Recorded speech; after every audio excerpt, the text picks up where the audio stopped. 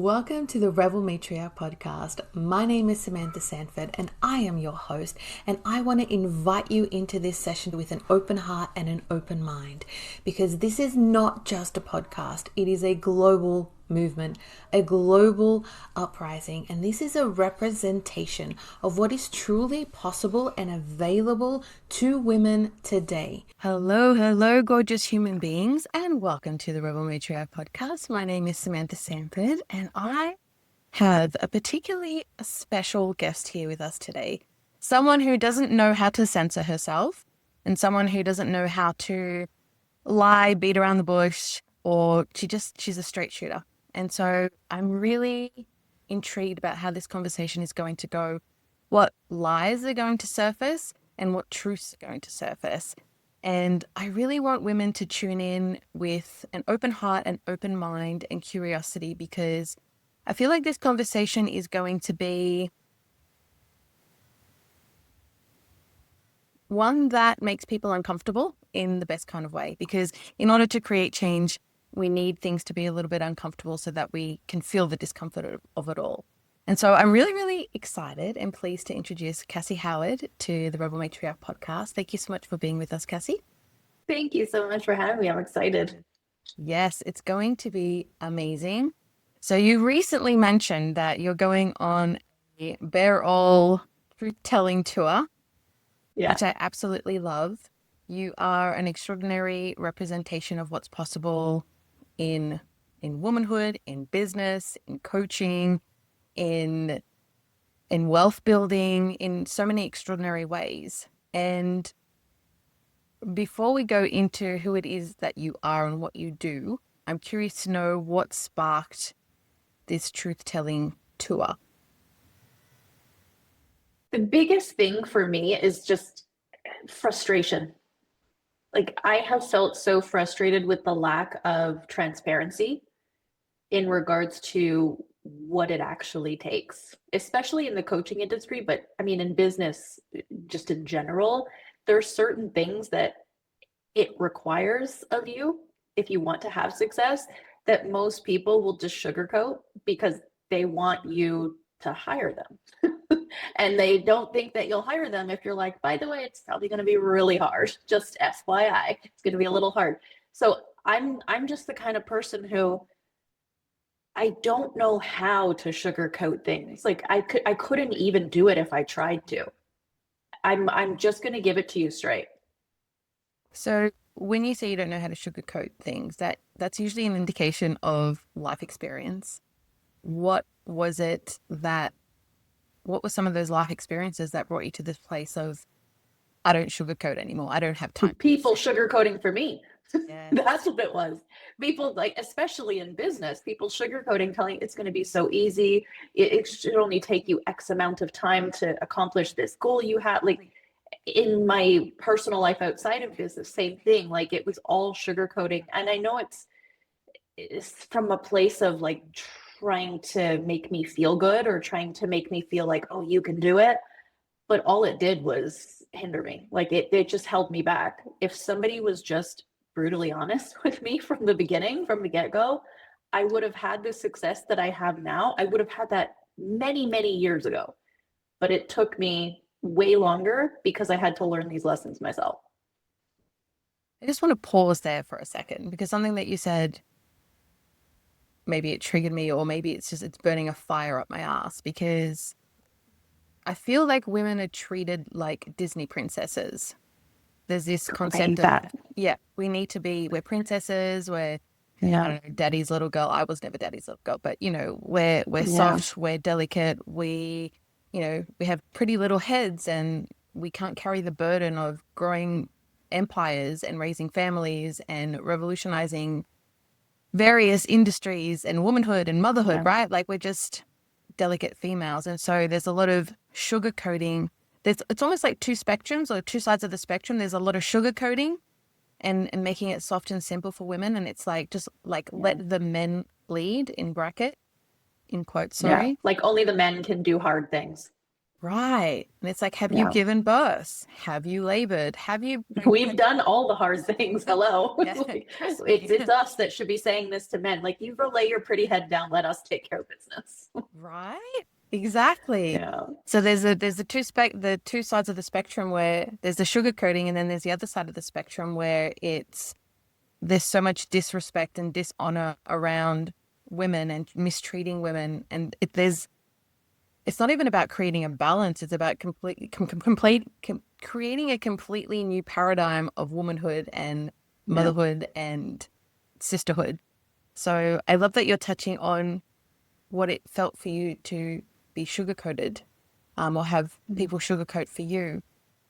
And because I'm going to ask you now, like, who is Cassie Howard? Where are you now in terms of life and business in success, right? And then I'd love to know the story of how that came to be. But who are you now? Because you got yourself here, and where are you now? Well, in terms of who am I don't know. That's my new response to that question, because I feel like I'm evolving every single day, just bit by bit. I'm learning about myself more than I ever have before. And so at this point, the only thing I can say is I'm the truth teller. I'm going to tell you exactly what I'm thinking. I don't hold back. I don't bite my tongue. I don't, and maybe this is not great, but I don't think before I speak. I say what I'm thinking. And I'm the kind of person who's going to just give it to you straight. And I know that for some people, that's going to hurt their feelings. It's going to make them uncomfortable. It's going to make them angry. It's going to do something like that for some people. But I trust that that's how you need to hear it in that moment. So I'm just honest about that. But my life and my business now is so intertwined that I can't even speak about them as two different things. It's like my business is my life and my life is my business. I've learned how to monetize me, my own personality, who I am, and it's the easiest and the hardest thing I've ever done. But I wouldn't change anything. I love this. I love this. Something that you said about, now my mind's going, what? It's something that you were saying just before about, come on, Sam, let's do this. Hang on, let me have a sip. I haven't had anything to drink yet. Yes, get a sip. It's been like, wake up, go, feed babies, Yeah, get ready. I know. And now we're here. Yes. You have kids, Cassie? I do, but they're teenagers now. Well, that can be just as hard, right? I think it's harder, honestly. It's way harder. Lay it out for me. My girls are 3 and almost 1, so I have a ways to go, geez. but I'm a bit nervous about teenagers. Yeah. Especially girls are the hardest. Like, my son is 16 and he's like so easy. Like, I can trust him with anything, he's fine. But my daughter she's basically me. She will push the boundaries. She will see how much she can get away with. She's a natural born like salesperson. She's a natural born negotiator. I love that for her future as an adult. I hate that as her baby right now. So that's the hard part. Right. And there's like that dynamic of, you want them to have this brilliance, and also at the same time, I'm also your mother and please listen to me. Exactly. Yeah. Exactly. Yeah. I love that. I'm excited for your kids, because I think you're representative of something extraordinary that a lot of kids don't have. So I'm curious to see where your kids go. Me too. And thank you for that. And I remembered what you said, that I was like, Okay. oh, this is interesting. So you were saying how you speak without thinking. Yeah. And I find this interesting that you had to preface that, because I feel as women, there's this, women don't know how to be fully expressed. There's this stigma around being fully expressed, and it's as if you have to think before you speak, because as a woman, you can't offend, you can't say the wrong thing. You're representing the family, you're representing all the things. And I find the most interesting thing with the women that I work with is they often leave really long voice notes for me, and they just rant and they go through all the emotions and everything, and then they apologize. And I'm like, it's interesting that you're apologizing for being fully expressed, because that's literally all you were doing. You have full permission to be fully expressed. You did nothing wrong. And then as soon as they finish being fully expressed, they actually feel good. They feel grounded and they feel back home to self. And so I find it interesting that even you had to preface that you don't think before you speak, you just speak. And it's as if, how are we supposed to evolve as women if we're not actually practicing the art of speaking true expression? Right. Yeah, I find too, like, especially in this industry, like the coaching industry in particular, there's also the fear, not for me, because I give no fucks about this, but for a lot of people, it's the fear of being canceled. I'm going to say the wrong thing, and then my clients are going to leave, and I'm going to have people talking badly about me and like all of that. And so there's this even stronger fear there now of, I need to watch my mouth. I need to watch what I say. I need to, even with content, like creating content. I used to do this years ago. I would write a piece of content and then I would go through and read it again. And I would take out all the curse words, be like, that's not professional, gotta take that out. I would take out anything where it sounded like I had an ego or things that I just thought people would take the wrong way. And then when I go back now and I read those posts, I'm like, I don't even know who that is. Like, that's not me now. And it wasn't even me then. I was showing up as this person that was like a shell of me, which I find a lot of people do with their content. Is they'll create a piece of content, and sometimes like my clients will ask me, they'll say, what do you think? I'm like, who gives a shit what I think?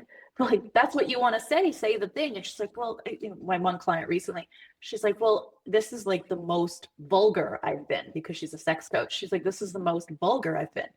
I'm like, well, do you consider yourself vulgar? She's like, oh, hell yeah. I'm like, well, then what the hell? Go post it. Like, hello, like, just say it. Like, who gives a shit? Some people aren't going to like that. Those aren't your people. Who cares? Or maybe they're not, maybe it's not even that they're not your people. It's that maybe they need to hear you say it like that. Maybe there's something inside of them that is going to be activated in some way, just hearing you say it and really just owning that side of you.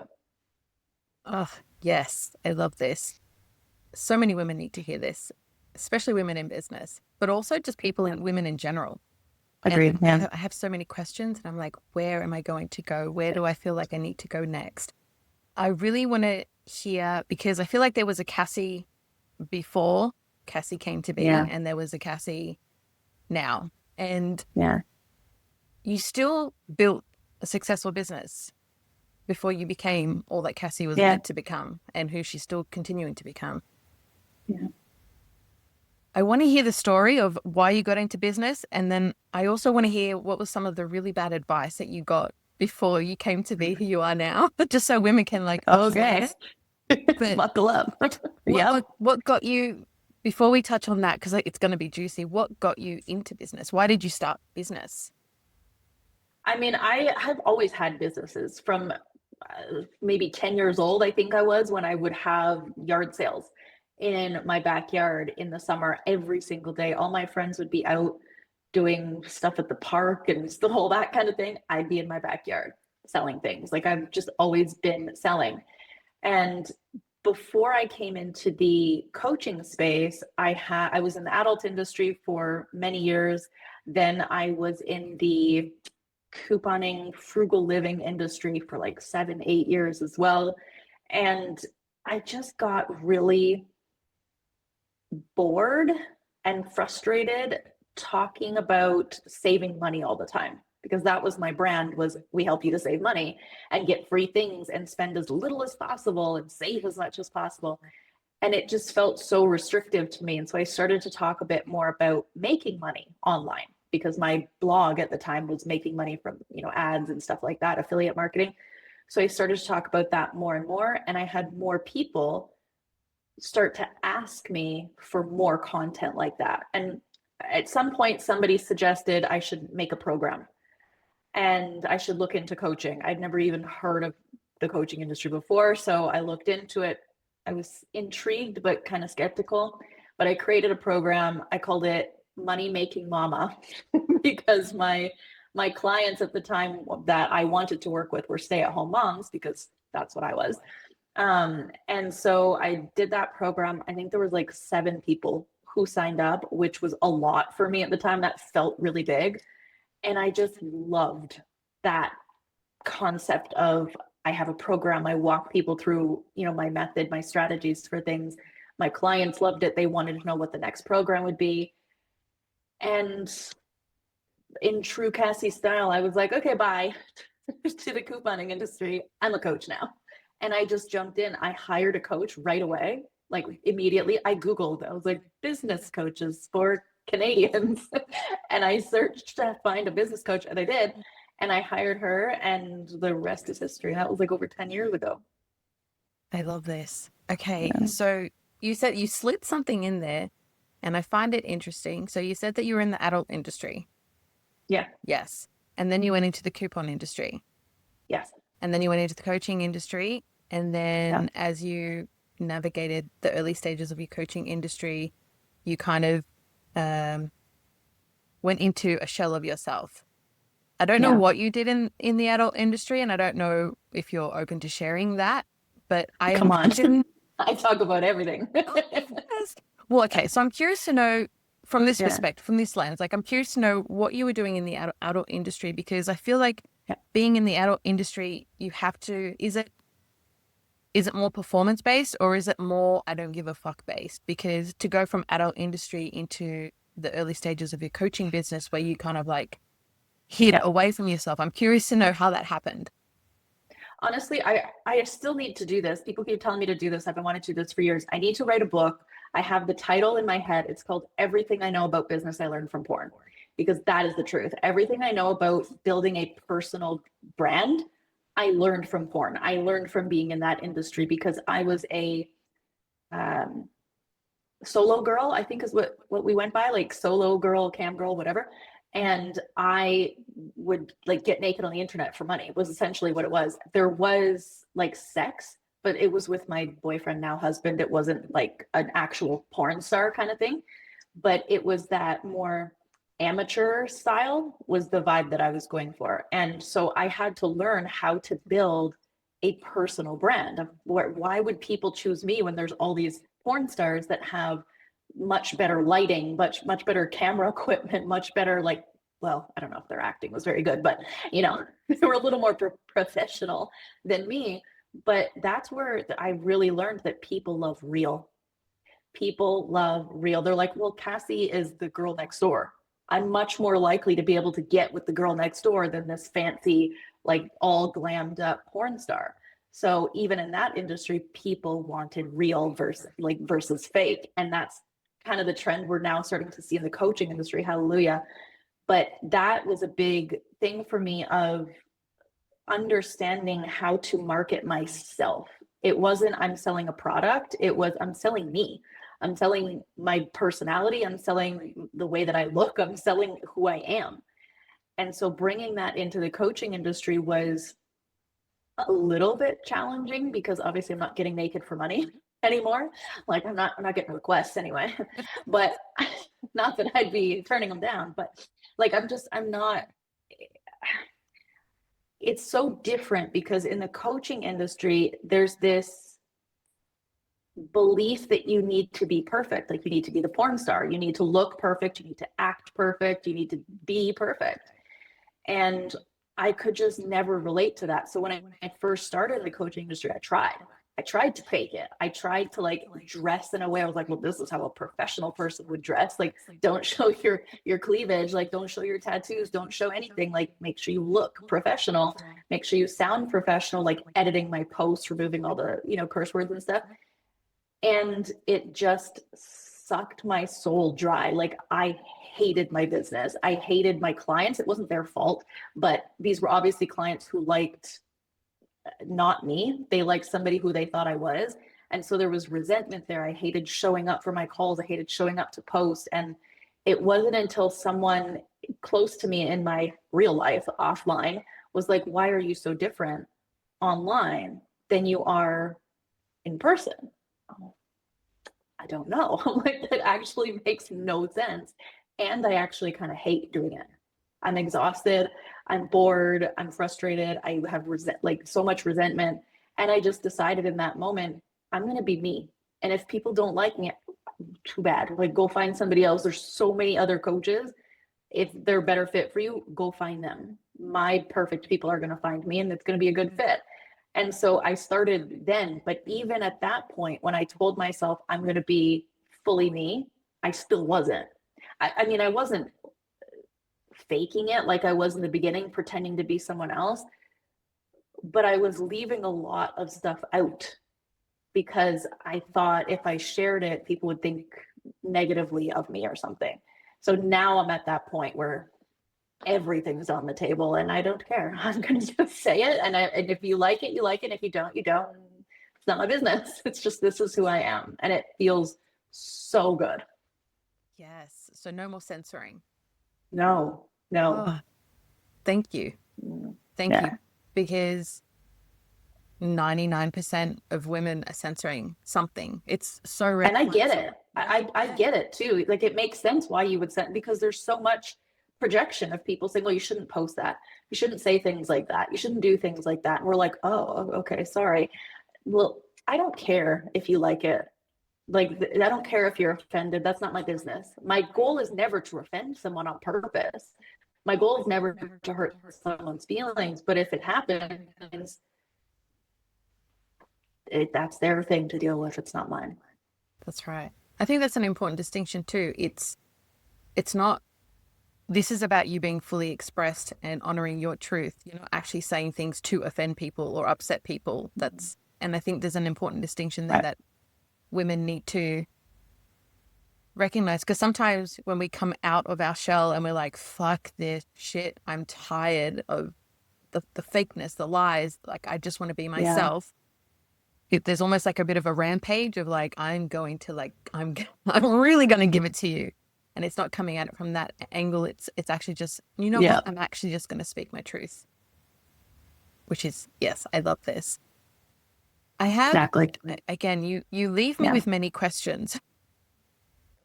So before we steer into the worst advice that you've ever been given, because I love the distinction of approaching porn, because as you were saying it, I'm like, yes, even when I've like explored it, and I'm not drawn to the overly performed, very fake.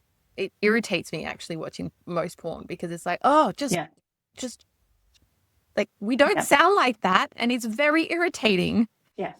Yeah, exactly. Yes. So I love that you learned early on that it is about who you are as a person and like being real.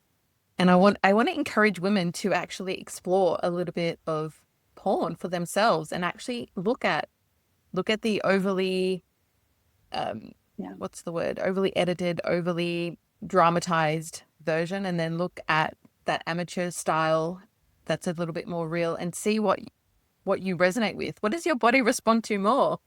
That's actually a really interesting project. And I also wanted to touch in. I agree. Yes. Did you have more to say on that?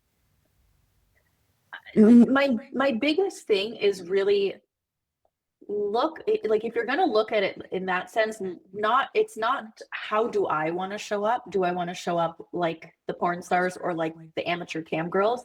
It's more, what if I was into this? Like, I was into these ladies, who would I be drawn to? Who would I want to connect with? More like that.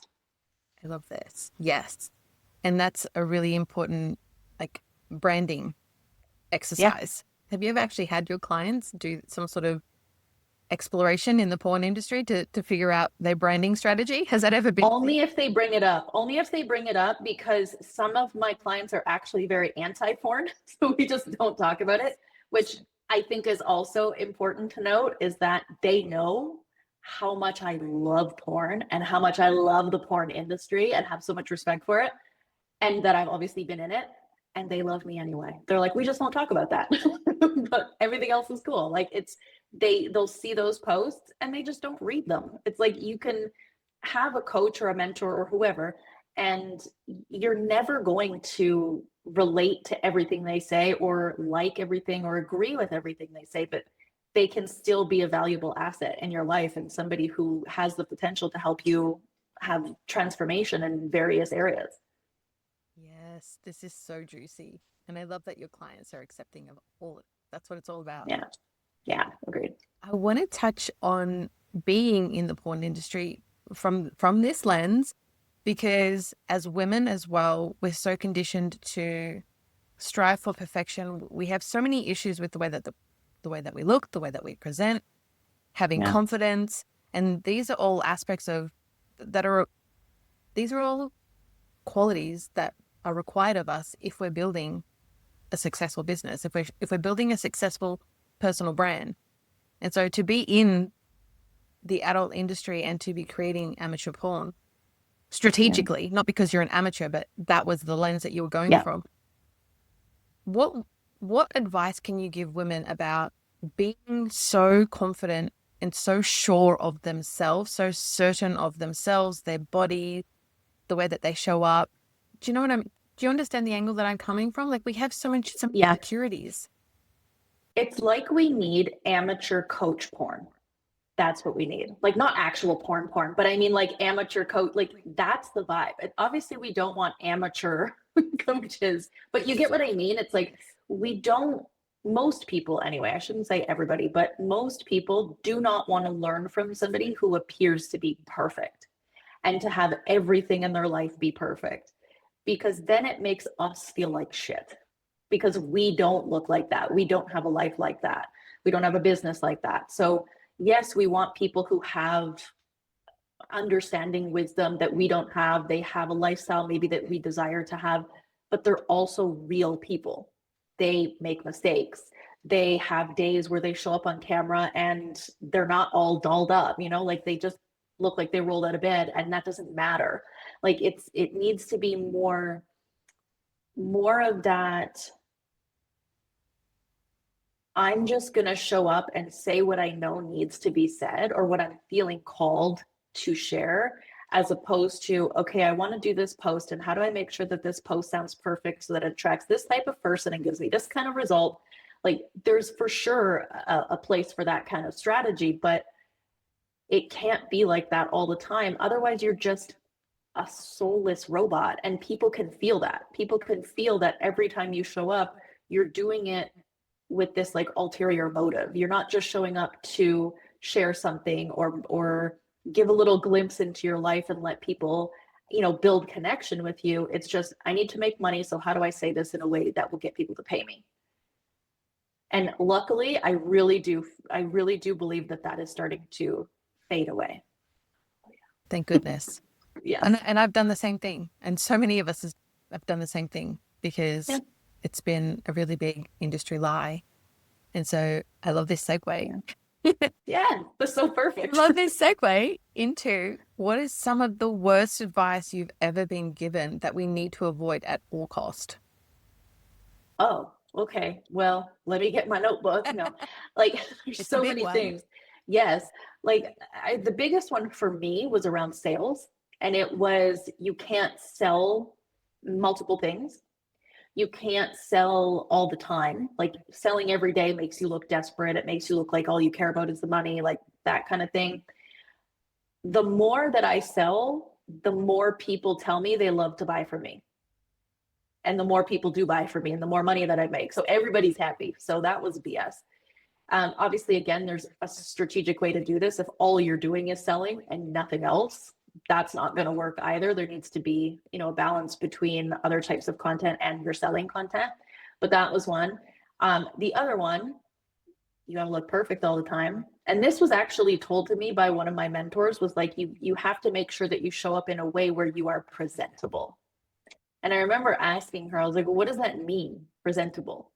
She's like, well, make sure that your hair is done. If you can, get a blowout the day that you're going to go live or something. And I was like, what the fuck's a blowout? I didn't even know what that was. I'm like, what? Get a blowout? I'm like, a blowjob? What?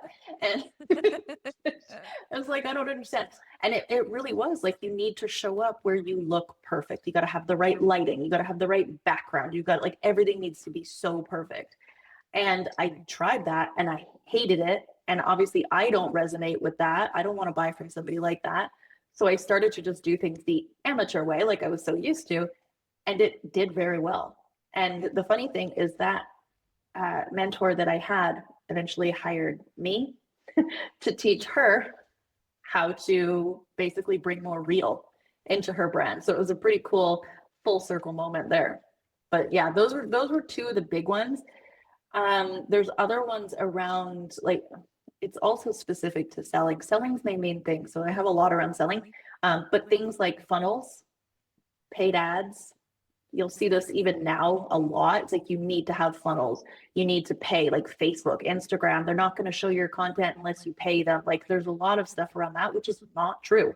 I have not paid for ads. I have very few funnels, and even the ones that I have, I don't even really post that much because I just don't use them, and I do very well. So there's so many things where it's kind of like they're telling you need to do it like this so that they can sell their offers that present the business like that, so that people will buy from them. And the truth that I've found being in business for like over 20 years now is that every single strategy works, every single business model works, but it doesn't work for everyone. Like you've got to find yours. And so when you're hiring mentors or joining programs, masterminds, things of that nature, like you're doing it to see what's available, to see how it could be done. And then when you are working with a mentor in one-on-one, it's their job to help you find your way, to find your strategy, not to say, okay, well, this is how I do it, so this is how you need to do it.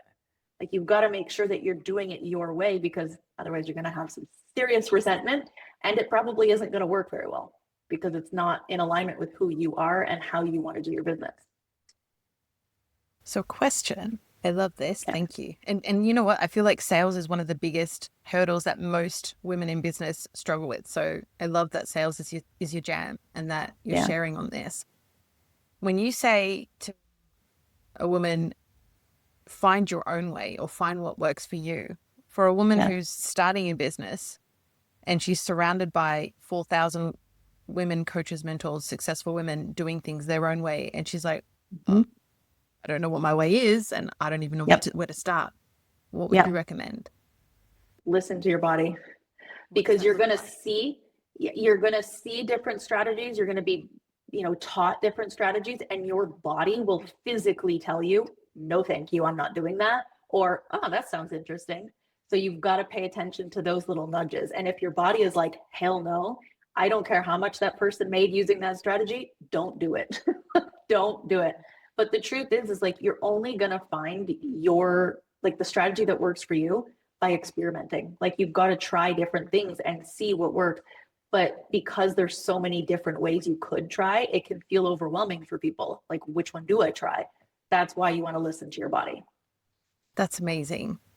This makes me so happy. The amount of times in my own experience where I'm like, it doesn't, like, it makes me feel icky, but you still do it anyway because they tell you that's what you're supposed to do. And I feel like so many women do this because we're also very trained to be in our head as well. We don't actually know how to be in our body. Women don't know how to be in our bodies.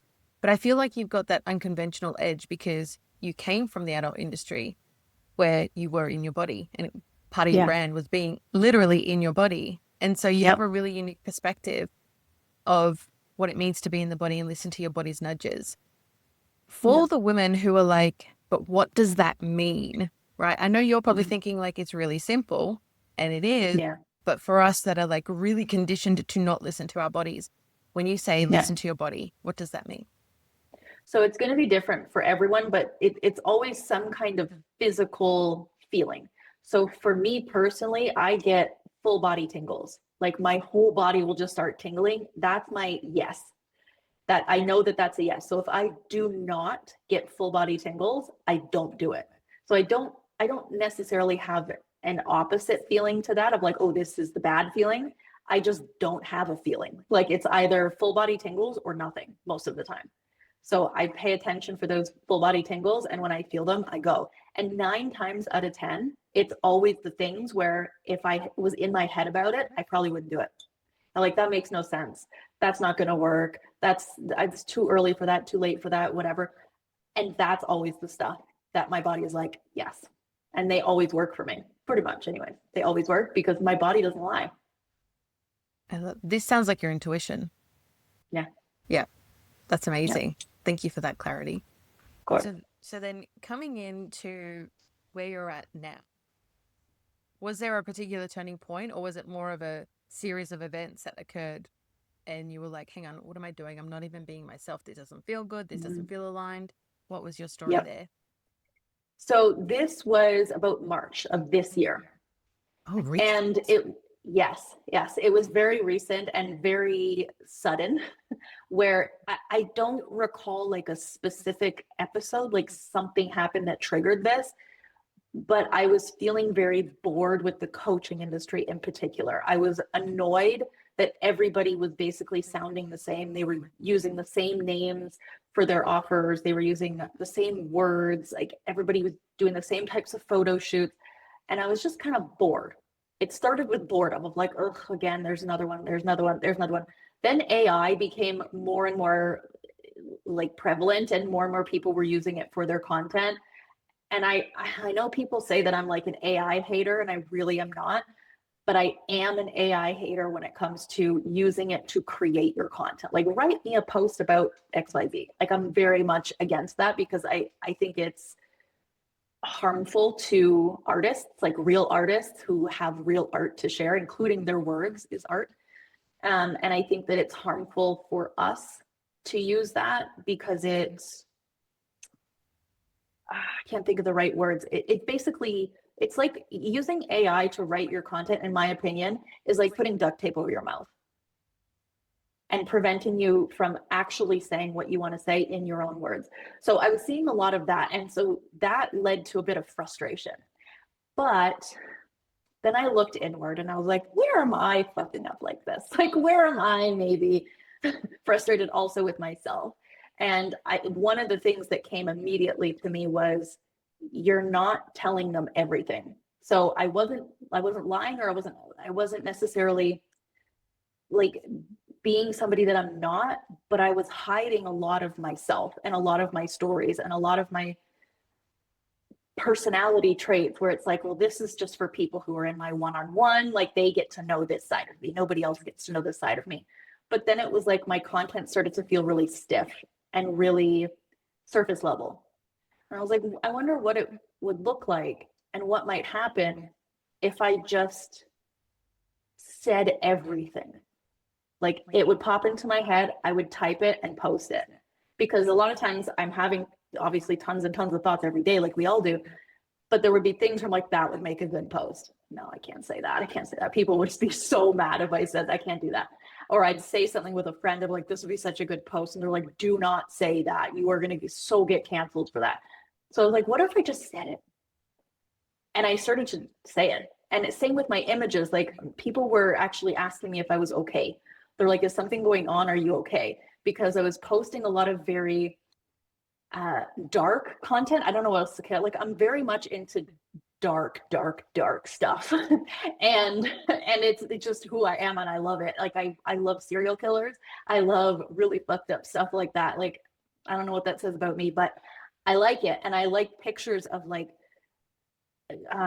demons, and like obviously fake pictures, and graveyards and gothic type vibes. And so I started to post things like that, because the image would represent what I was thinking or what I was feeling. And people were so confused by it. They're like, is this a marketing stunt? Like what's happening? This does not look like your normal content. And I was like, this is actually just, it's kind of like my brain is on the outside of my body now. Like everything is just on the outside. And so at first it felt uncomfortable, but it also felt very freeing at the same time. And my audience was very hesitant in the beginning, because they thought, did you get hacked? Number one. And then, are you okay? You're going through some kind of an episode. What's happening? And then they were like, oh, I get it. It was like, oh, this is just who you are, and you're letting us in. Oh, okay. So there were many people who were like, I'm out. Like, I don't like this. Then that's perfect. Fine. And then there were other people who were like, I knew there was a dark side to you. Like, I knew there was something about you. Like, I knew I liked that. I liked you for a reason. Like, people who were hiding that part of themselves started to express it when they saw me start to express myself a lot more, fully. And so it was good for me to let that out, but also in turn good for the people who I was touching through that content. So it was really good. But yeah, that was March of this year. That's recent. Yeah. And what revelations have you had? You sort of touched on a few, but like really, what's come through? Yeah, the biggest one for me is, number one, you're not alone. Like, as much of a freak as I think that I am, there's a lot of people out there in my audience that are way freakier, like in the best way. Like, I love that. And there's certain things that I thought people would be offended by that people actually really loved, and things that I thought people would really love that they were really offended by. And the biggest breakthrough for me was me being more me somehow was like giving permission, unintentionally giving permission to other people to fully be themselves. And I have never received as many thank yous as I have then this year, from people saying thank you for just being unapologetically you, because it allowed me to step into who I really am and express that more fully. And now they feel more free. Yes. I love this. And thank you. Thank you. Especially coming from the coaching industry, the business industry, being a woman, being part of sisterhood. There's so much conditioning around presenting a certain way and censoring ourselves. And then you tie in the patriarchy, the systems that we come from, the religion, everything that tells us that we have to perform in order to be accepted. And perform and conform. All of it. And I'm so against it. I'm like, I will not. I just won't. Tell me to do something, and I for sure I'm going to do the opposite. Tell me not to do something, and I for sure I'm going to do the thing that you're telling me not to do. Like, I'm so against it. Literally, the rebel matriarch is my branding, because I feel this in my bones. And even when you were talking about, the dark side of who you are and what does it mean about me, and using words like freak. And I know you use the word freak with a very it's high a good thing frequency to of me. love. Yes. Yeah. And yes. But the fact that we have to justify the words that we're using so that other people don't feel uncomfortable, or so that they don't misinterpret. It's so conditioned in us, even in our communication, even as we're being fully expressed. Yeah. And even to this day, like I know that I am fully expressed, but at the same time, I know that I'm also unintentionally filtering myself still. And so I'm always looking and being like, how could I have maybe said that differently to actually really honor it? Because like you said, like I still sometimes will use words where I'm like, oh, I probably shouldn't say it like that, or I probably shouldn't admit this part, but like it's still there. And I think it's because it's so deeply rooted, at least me personally, it's so deeply rooted in me because I used to be a people pleaser, and it's so hard, or it was so hard for me to be myself, because I knew that by being fully myself, I was going to bother people, annoy people, upset people, trigger people.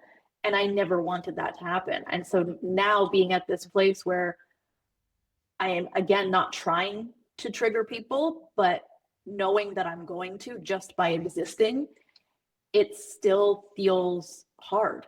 It's so weird. Like it feels easy and it feels hard at the same time. Yes, because I'm trying to filter myself. Okay, we're not filtering. Women are sensitive, and I don't mean that in a good way. I mean that we have been conditioned to be sensitive and take offense at everything. And as even in the last 5 years, you look at all the movements, you look at all the agendas, you look at all the conversations, and everyone's offended about everything.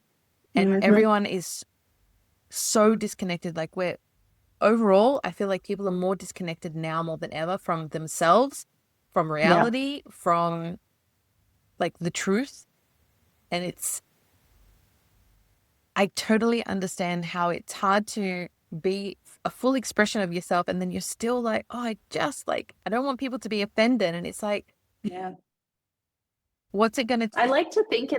I feel like for me, I like to think it's because I'm just a good person. Like I don't want to hurt anyone's feelings, but also it's fucking weird because it's also, I don't care. Like maybe it's like certain moments.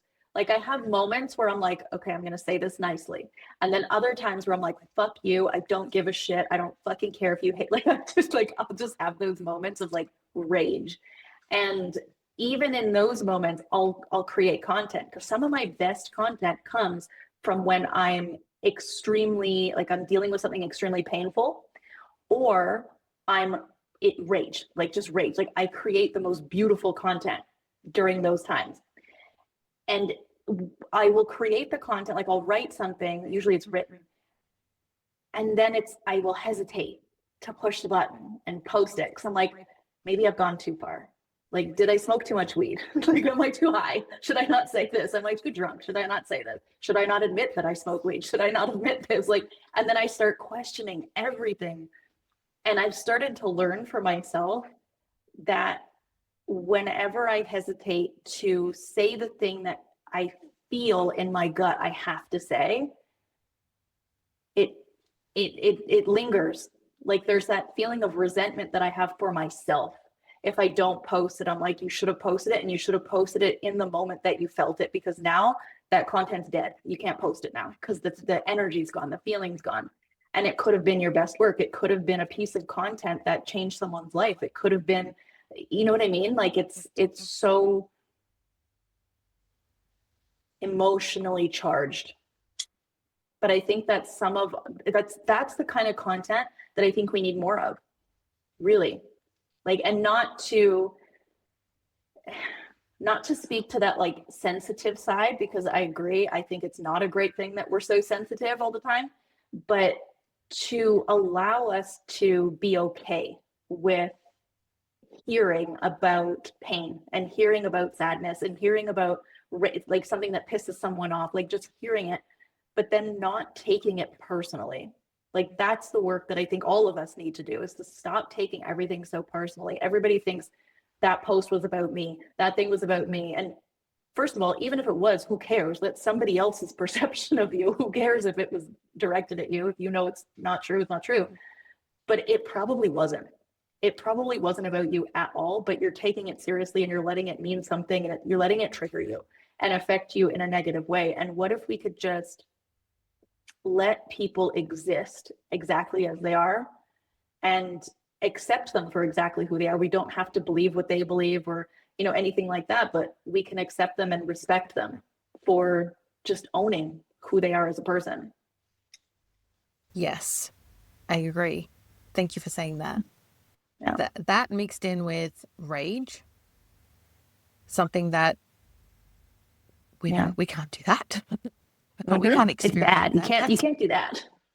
Yeah. Right? It's destructive, and it's like, well, it's destructive because you're not giving yourself permission and space to actually experience it. It's a very you normal, need an healthy outlet for it too, right?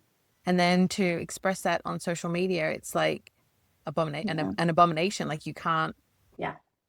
Women can't experience rage, and when she's experiencing rage, she is being dramatic. She's too emotional. Yeah, she's too emotional. She's being dramatic. You need to calm down, all that. That just makes us more angry. Right? Yeah. And then on the flip side of it, women that are feeling the rage are then apologizing for feeling the rage, because I'm so sorry for disrupting what? The lies, the performance? Give me real, give me the truth. I love that. Yeah. Yes.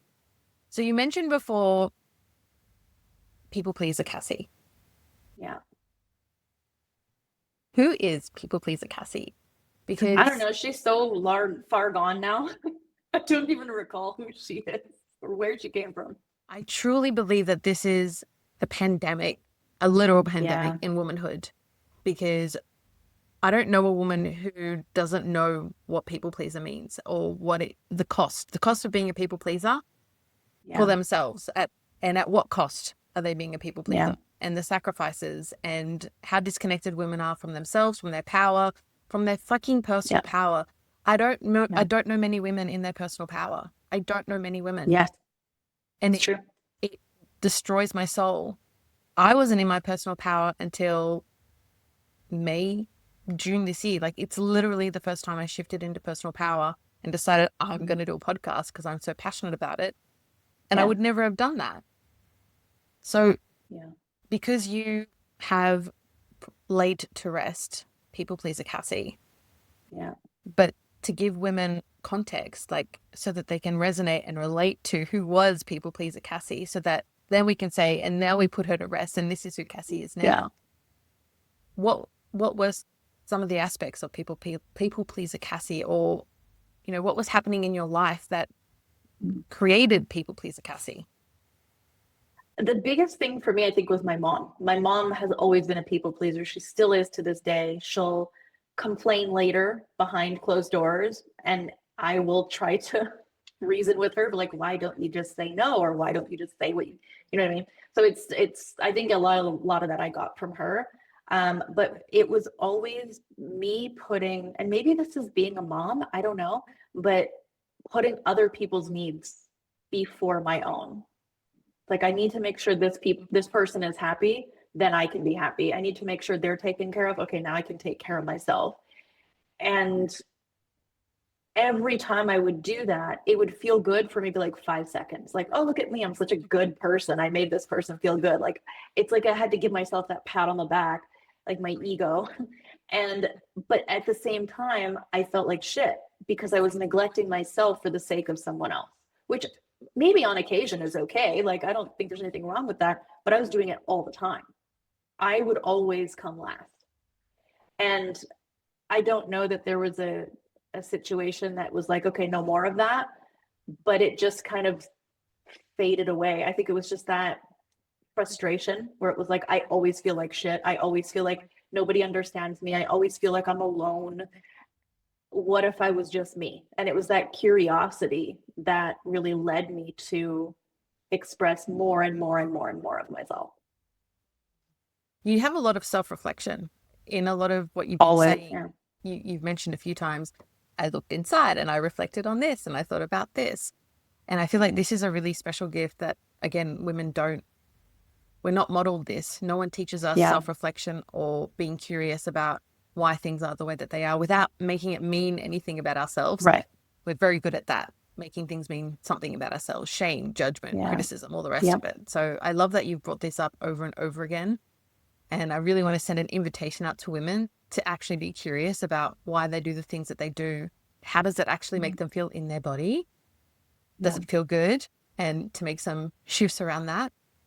And for where we're at now in the coaching industry and in business, women in business in general, if we're going to disrupt the system, if we're going to bring about a new era of women in business and what that means, but not just women, not just business, wealth, because you talk a lot about wealth creation too, right? And I love that you went from coupon, like helping women save money, like to the say, opposite. why are we saving? Why are we not creating and generating more wealth? Like, what boxes are we living in? So I really want to disrupt a lot of the thought patterns that women have around wealth, around business, around coaching, around womanhood, around motherhood. Everything's all linked. And I feel like you're coming in with some straight fire, some straight truth. And if we got to really go unfiltered, like really don't filter. Yeah. What are some ways you feel, what are some things that need to happen to disrupt the system and bring about change? The most fucked up thing, but also the most needed thing is to just be yourself.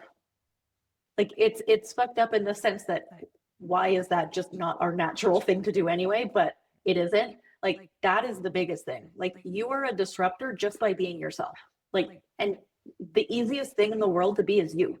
But the hardest thing to do, in my opinion, is to let other people see all of you. So you got to be patient with yourself too. And maybe it is kind of like you're shedding a little bit over time. You're not just like, okay, I'm fully naked now, here's all of me. Like, maybe it's little bits at a time, like whatever feels good for you, but really just being more you.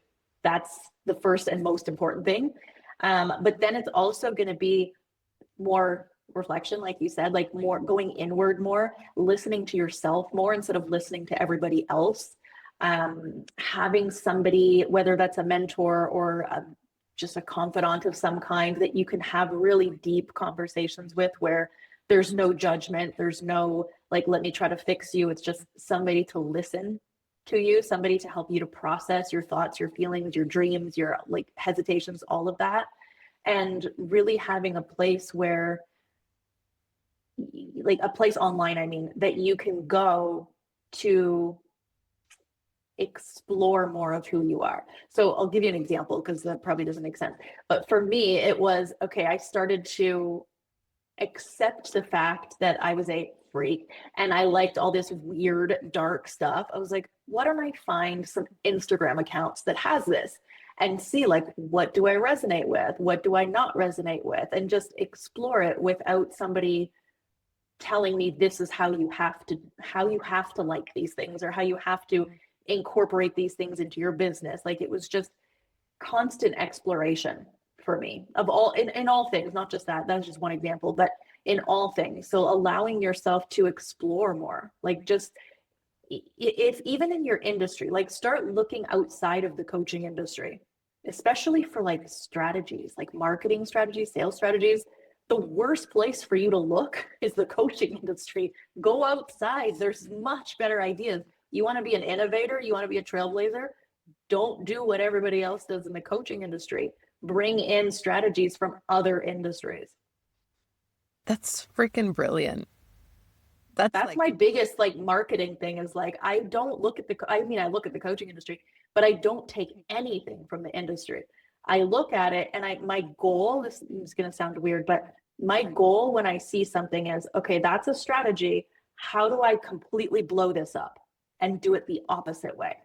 And when you do that, people will naturally look at you and be like, what's this chick doing over here? She's like beating, what is it? Drumming to the, you know what I mean? She's doing her own thing. Like, yes. Like, that's, people will turn their head when you're doing something different. So if you're doing what everybody else is doing, you cannot expect to stand out. Doesn't matter how good you are at what you do. Doesn't even matter what you look like or how good your pictures are or whatever. If you sound like everyone else, if you're doing things the same way everybody else is, nobody's looking at you.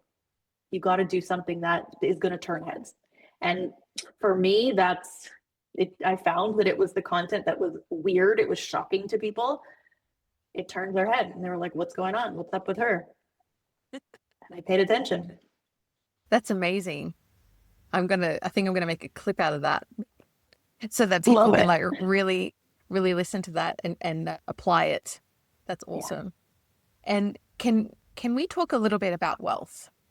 Because you're a wealthy woman, and wealth in the hands of women is vital. Not just amazing and exciting, it's vital. It's very necessary. Yep. Yes. I have this, a lot of my conversation around the patriarchy is that they've had thousands of years to sort their shit out and actually like correct the errors of their way, and they have refused. And so now it's not about fighting against them, it's about dismantling them. And it's also about creating a new paradigm of wealth in the hands of women. And so and so much comes through. I'm like, oh!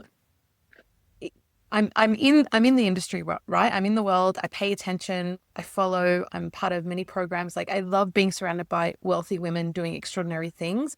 It's a vibe for me. But still to this day, the people around me are like, why is she always talking about money? Why is she always talking about how much money she's making? Like, it's a bit ick. Yeah. And I'm like, no. It's not ick. It's a representation of what's possible. And I feel like there's this huge stigma against women and wealth. And so I really want to lean into the fact that you're a wealthy woman. And I really want to have a conversation around wealth and how can we make wealthy women not a thing. Like, it's just normal. How do we make wealthy women normal? Talk about it. Like, that's it. Like, you've got to talk about it more. Like, when you see men talk about money, there is zero shame. There is zero like, oh my gosh, am I allowed to say this? Like, they are going to boast. Like, they're going to be as loud as possible. They're going to tell everybody they know. And nobody's like, that's not acceptable. You sound like you're bragging. You shouldn't do that. Nobody. But when a woman does it, it's like, all she cares about is money. She's so money hungry. That's all she talks about. It's like, even if that's true, why is that bad? Why is it bad to be money hungry? You can be money hungry and be a good person. You can be money hungry and keep a lot of money, but also give a lot of, like, you know what I mean? And so it's like, there's this, I think a big stigma is just around having money. Like there's still that stigma of like rich people are bad people. They're greedy, they're selfish. They obviously did something really sketchy to make that money. They stole from poor people. They did this. Like there's still that. There's a lot of that. And especially you see it now with like the Jeff Bezos conversation of like, he has billions of dollars and he's still blah, blah, blah. Like it's still that. And nobody's talking about women with money. Nobody. And if they are, like, and how the good that they're doing. yes. And then I find a lot of the conversation around women with money is, oh, like if I had that kind of money, It's I wouldn't negative. spend it. Like, really? Is that what she's spending her money on? Aren't they more important? It's so things than money? judgmental. Yes. And I find it frustrating because I'm here to build wealth and I'm here to teach my daughters how to build wealth.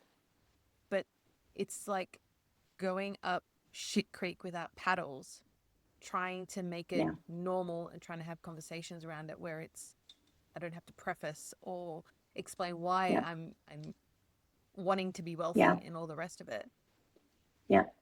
For you, like, did you grow up in a wealthy family or did you genuinely build your wealth?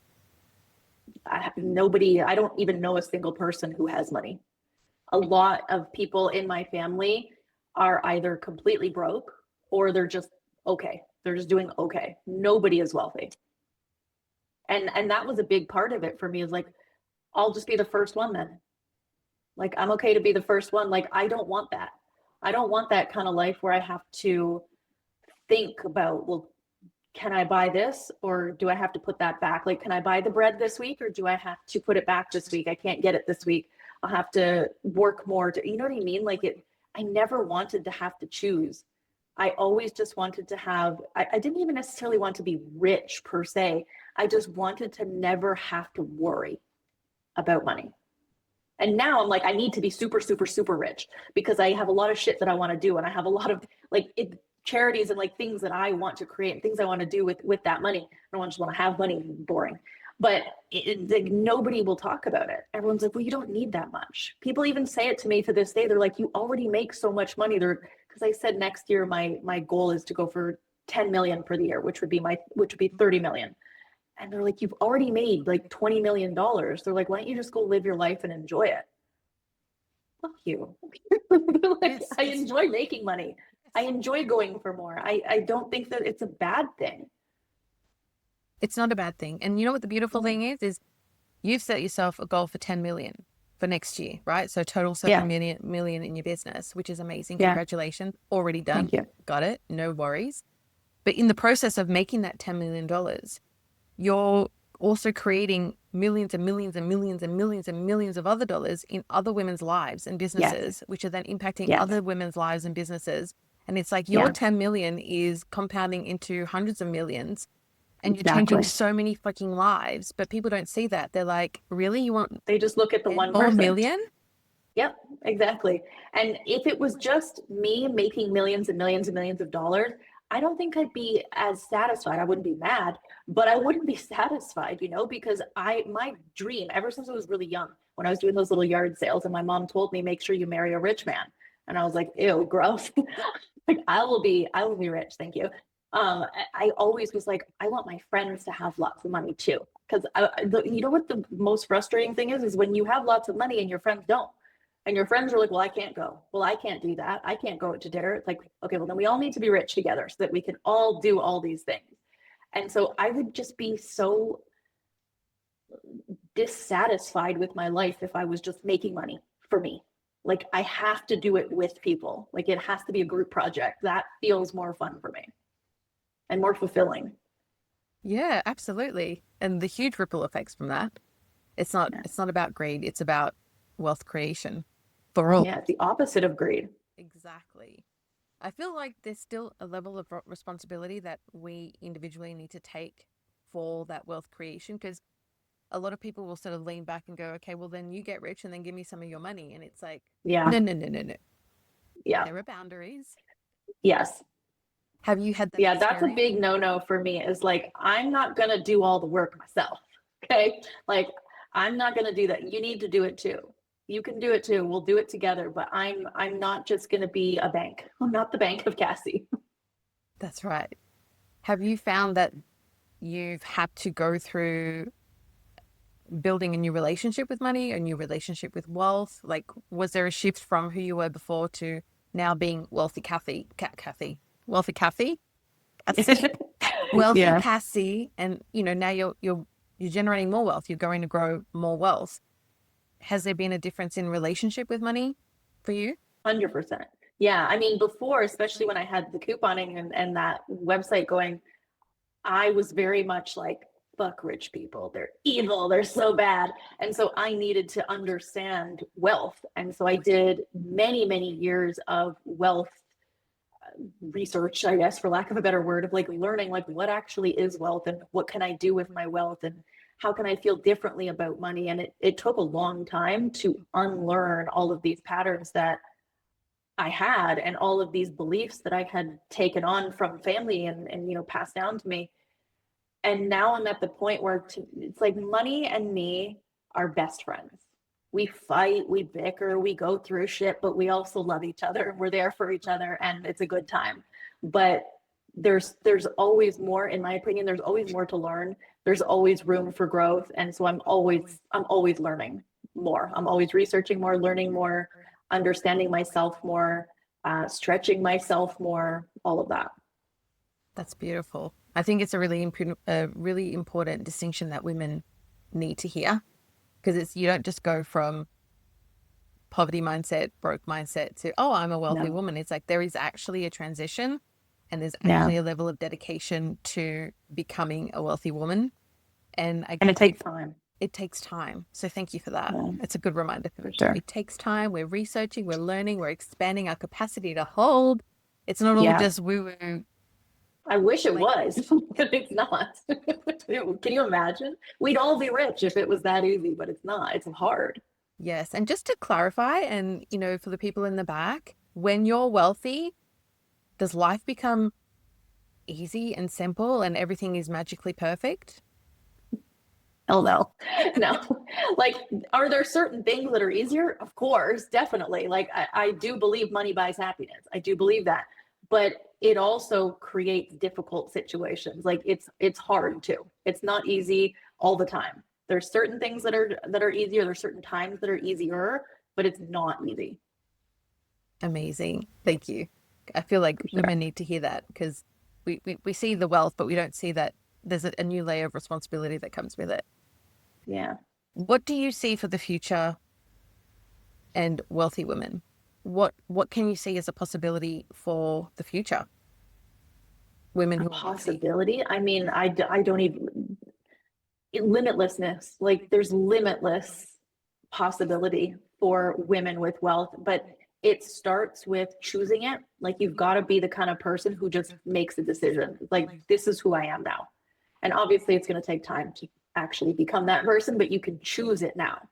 Especially like now we're talking, it's like towards the end of December, the end of the year, like go into the next year where you're like, I'm a wealthy woman. And then you take the action every day so that you can match up with that identity, but you're choosing to give yourself that identity now. But you've also got to understand what that even looks like, because what a wealthy woman is for me, the description of that might be different for somebody else. So it's like, what does that look like for you? How do you want to be a wealthy woman? How do you want your life to look? How do you want your bank account to look? How do you want your impact to look? Like you have to know what you're going towards, but then you choose it. And then you've got to choose it every single day, especially on the hard days. And there will be a lot of hard days. And those will be the days that are the deciding factor of whether or not you actually become that wealthy woman. Is can you still do it on the hard days? Can you still follow through? Can you still own that identity or not? That was like the $1 million answer. Just FYI, ladies, if you need to like go back and just re-listen to that, it's literally the answer. We're also looking for the quick fix, the quick answer. Like, what is it? What's a missing piece? What's a secret sauce? And that's it, just there. It's choosing it every day, especially on the hard days. And it sounds so simple, but we don't do that. We don't commit at that level. So it's that, because it sounds simple, but it's not. That's the thing, is it's actually very difficult. And that's why most people don't do it, is because most people would rather be comfortable. and not have to do the hard things than to be uncomfortable, do the hard things, but then get the result at the end that you want. So you've just got to choose. Do I want to be comfortable? Because it's okay if you do, but then you're not going to change your life in the way that you want to. It requires discomfort, ladies. And discomfort becomes sexy. I feel like I love discomfort. Yeah, there's a big stigma around discomfort, and it doesn't feel good in the body. It's stressful. There's this pressure. People are resisting it. There's all the things. Initially, yes, but then also as you sit in it, the longer you sit in it, it becomes really sexy because you're like, ooh, growth is happening, change is happening, money is coming, breakthroughs are happening. Like the big results we've been desiring is all coming through. I love that you said discomfort, and thank you for that. Of course. Yeah. I feel like I need another tattoo, and it will just say, go get uncomfortable. Go do something uncomfortable today. Because that's really what it is. If you can commit to doing one uncomfortable thing every day, I promise you, by the end of the year, you will be a completely different person. Yes. I almost want to start a 365-day challenge on the 1st of January. You just get a group of women Why together. the 1st of January? Start it now. Well, it can be started now, but girl, I need time to put this shit together. Okay, fine. I'm currently a one-woman show, but yes, I want to create like a 365 challenge. Or now you've pulled me up on my thing, and I'm like, okay, maybe not the 1st of January. Maybe in a couple of even days. the 31st, maybe even just the 31st. Like, stretch yourself, go a little bit sooner than what feels comfortable. And also, everybody's like, on January 1st, I'll do this. On Monday, I'll do this. On the 1st of the month, I'll do this. On the new year, I'll do this. Just decide now. Just do it now. Even if it's just one small thing. Fine. Yes, Thank you, Cassie. Thank you. I expect to see something. Yes. Okay. Yes. Because I'm going with my sacral here as well. I'm getting this hit. Are you getting the full body tingles? I am. I'm getting this, like, I'm leaning forward. My insides are starting to stir, and I'm like, who would I be after 365 days of doing something uncomfortable every single day? And my head's like, oh my God, like, what would we do? Like, what if we don't know what to do? And I'm like, oh, that's kind of the point. That's the discomfort part. Yeah. It's like, well, like, you gotta not find knowing. something. Yeah. Yes. Yep. Okay. All right. I'm gonna bring a group of women together, and we're gonna do this together. And then at the end of it, we're gonna call Cassie. We're gonna be like, oh my gosh. Yay. I can't wait. Thank you for that. Of course. So Cassie, I have so many more questions, but I'm not going to ask them because I value your time. But for the women who don't know you, because I know a lot of women know you, they already work with you, but for the women who don't know you, what are some powerful ways that we can work with you? The thing that I'm starting to just recommend now is there's 2 places. I wouldn't recommend one-on-one, and I don't typically say that, but I want people to know me first. And I'm a very interesting individual, and you will see that in my content. And I want to make sure you're like, okay, yes, I like her. I vibe with her in some way before you do anything like that. So I would recommend Millionaire Musings, which is my membership where I teach. Like it's very strategic because my brain is very strategic. There's a daily audio every day. It's short, easy to implement. Do that if you want to learn things. But the back room is where I recommend every single coach to go, because this is a membership where it's the most different membership than you've ever seen in this industry. It's very exposing. I talk about everything that I have learned from multi-million dollar coaches that I've hired. I've hired all the best coaches in this industry. I have learned so much, and there are many things that they don't tell people because it would impact their results too much. They wouldn't get as much if they tell people. So I know these things, so I just tell everybody. And it's also a place where we do name names. You have to sign an NDA before you can come in, because there's that kind of exposing going on in there. And it's not in a negative way. I don't want people to think it's like we just shit talk in there. It's 100% the opposite of that. It's more a vulnerability space of sharing experiences you've been through, coaches that you loved, impact that has been really lasting for you from certain coaches, coaches that you've hired that were actually liars, that actually did not live up to what they said that they would help you with.